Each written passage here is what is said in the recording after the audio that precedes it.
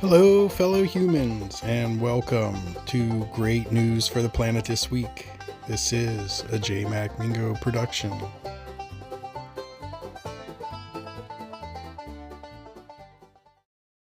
Hey, everybody, and welcome back to Great News for the Planet this week, the slowest growing planet-related news show on YouTube. The show that reminds you not everything's on fire. Some things are actually blooming. I'm your host, J-Mac Mingo, bringing you the best uplifting environmental and wildlife stories from around the world. This week we've got tigers making a comeback, mysterious frogs debuting on the world stage, snow leopards caught in the act of thriving, and even students turning campuses into sustainability labs. So grab your favorite eco-friendly drink, hug a tree if one's nearby, and let's get into this week's Great News for the Planet. Story number 1, big tiger comeback in Thailand. Let's start with some major feline good news. In Thailand's Western Forest Complex, wild tigers are making a spectacular comeback. This isn't just any conservation success. This is a full-on roar back to life. A decade ago, the Indochinese tiger population had nearly vanished from Thailand due to poaching and habitat loss. But after years of sustained protection, including anti-poaching patrols, wildlife corridors, and community involvement, camera traps are now catching more tigers than scientists dared to hope for. Conservationists say tiger numbers have risen by more than 250% in just 10 years. The secret? Consistent, on-the-ground protection and strong collaboration between the Thai government, local communities, and groups like Global Conservation. Rangers have been tracking, photographing, and protecting individual tigers, and even discovering cubs born in previously empty habitats. It's a reminder that when we give nature even the slightest chance, she delivers, with teeth, stripes, and attitude. The king of the jungle is clocking back in for duty. Story 2, new frog and gecko species discovered in Australia. If you think we've already found everything on Earth, think again. On Australia's remote Dauan Island in the Torres Strait, scientists have just discovered 3 brand new species, 2 frogs and a gecko that no one knew existed. Researchers from Queensland Museum and the University of Melbourne made the discovery while surveying the island's rugged rainforest terrain. The 2 new frog species are small, beautifully colored, and highly adapted to the humid forest floor. One has striking copper markings that help it blend in with the leaf litter, and the other is a rainforest tree dweller, with a call so high-pitched that scientists only caught it on specialized microphones. And the gecko? A little nocturnal lizard with patterned scales that shimmer under flashlight, so well camouflaged it took hours to find even after it was spotted the first time. Scientists believe these new species have evolved in complete isolation for thousands of years, surviving on an island barely 7 miles square in size. In a time when species are disappearing faster than we can count, discovering 3 new ones feels like nature's way of winking at us and saying you haven't seen it all yet. Story 3, 83 snow leopards found in Himachal, Pradesh. Heading up to the Himalayas, and I mean way up, we've got some cool news. A new statewide survey in the Himachal, Pradesh, India, has confirmed 83 adult snow leopards roaming across an incredible 26,000 square kilometers of mountain terrain. This is only the second population assessment ever conducted, and it's the first to use high-tech camera traps alongside local community reporting.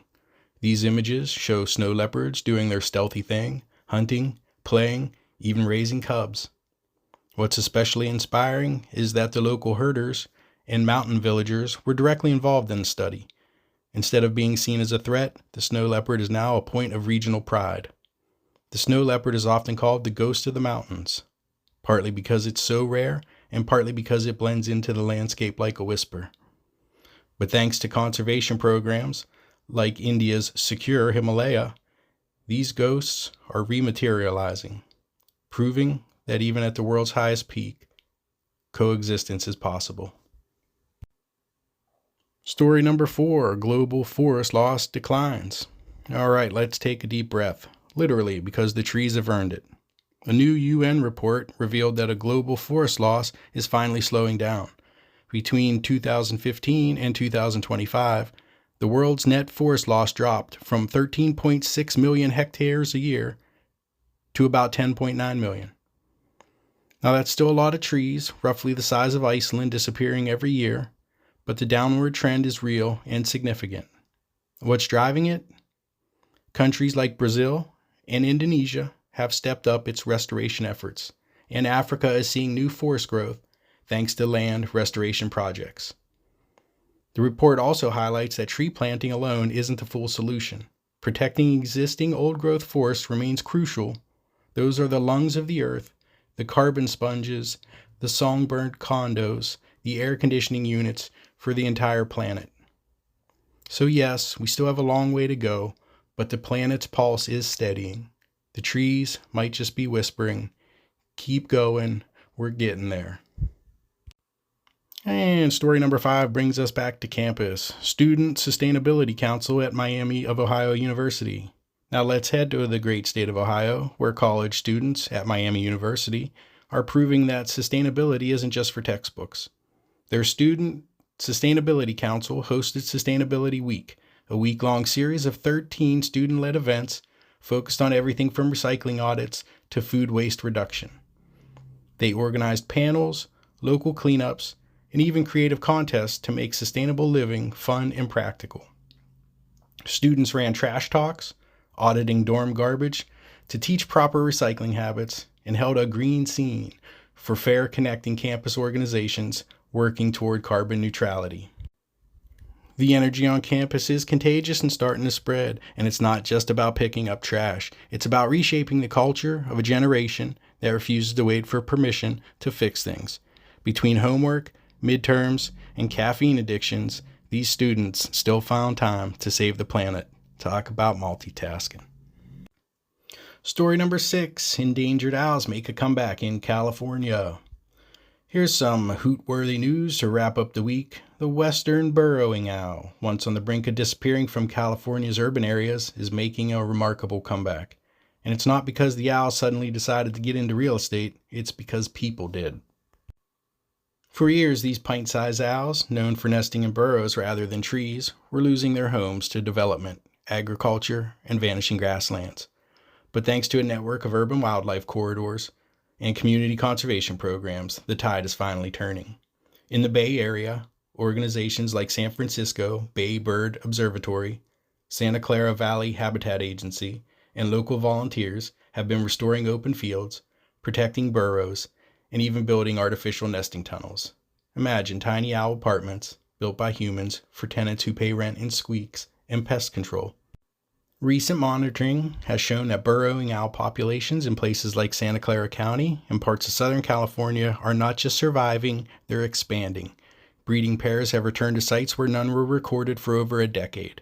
Researchers are spotting fledglings, young owls that have successfully hatched and taken flight, a sure sign of a thriving population. What makes the burrowing owl special isn't just its comeback, it's its personality. Unlike most owls, these guys are active during the day. They live in ground tunnels, often abandoned prairie dog or ground squirrel holes, stand barely 10 inches tall, and have an expression that always looks like they just overheard some shocking gossip. Seems pretty fit for California. Local communities have really embraced them too.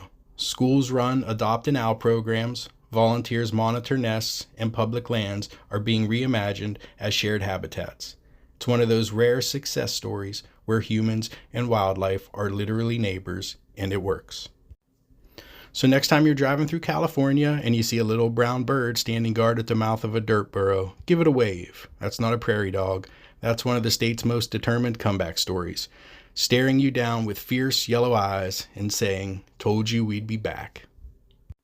And that's great news for the planet this week. Tigers are back on the prowl, frogs are making their global debut, snow leopards are playing peekaboo in the Himalayas, forests are finally catching a breath again, and students are proving that innovation and optimism are the best renewable resources we have. If this episode reminded you that Earth got some good stories left to tell, please hit that subscribe button, drop a comment, give us some positivity, and share it with a friend who could use a little hope today. Until next week, keep your spirits green and your news great. And remember, good news grows when it's talked about. Thank you. See you next week.